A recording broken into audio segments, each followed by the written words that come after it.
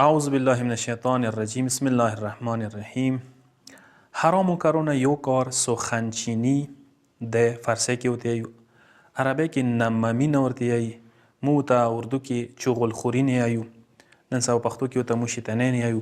څه یو کس خبره ته ورسوي بل ته، چا یو کس پسې خبرې کړي وي هغه ته راوړي بل ته ورسوي، حرام کار دی دا تعریف یې اندا شو چې یو کس خبرې ته بل ته ورسوي، دا حرام کار دی، انتهایی گناه والا کار ده و گناه کبیره ده. ایدی سزا ده، دی پروردگار علم ډیره سزا مقرره کړې ده. او بل خبره ده چې چغل خوري زارې سکه چیرته پیسه حاصله کی، یو کس انعام در کو پیسه در کا یا حیثیت حاصل کو، دا حرام کار ده، پیسه حرامه ده. چغل خوره، خبر ورسوله، شیطنه کوله، ژبې سویه حرامه ده، اشارې سویه حرامه ده، لیکل سوی هم چاته لیکل وروسته دا هم حرام کار ده.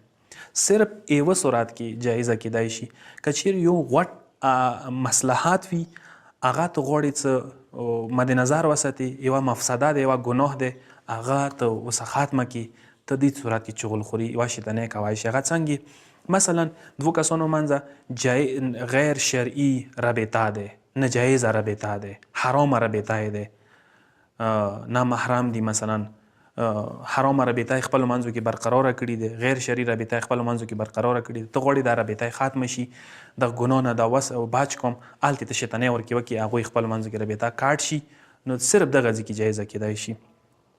او که چیرې یو کس شیطانې کوي، پردۍ خبرې کوي، چا والا شیطانې رسوي بل ته، او ته یې واورې، ته یې صرف واورې، دا اورېدل یې حرامه دی، اورېدل یې حرامه دی. اخري نکته دا دی چې کله انسان که چېرته شیطانې میطانې کړي وي غواړي څه توبه وکړي، اول پکار دی ښیمان شي بیا توبه وکړي. او که چیرې دا خبرې هغه کس ته رسېدلې وي هغه نه پکار دی ته رضایت وغواړي، هغه راضي شي، حلالیت دیر کړي، دې صورت کې بیا تا توبه قبوله ده. پروردگار عالم د موږ ته توفیق راکړي چې چغلخورۍ نه، نمامۍ نه او شیطانۍ نه ځان وساتو. والسلام علیکم ورحمة الله وبرکاته.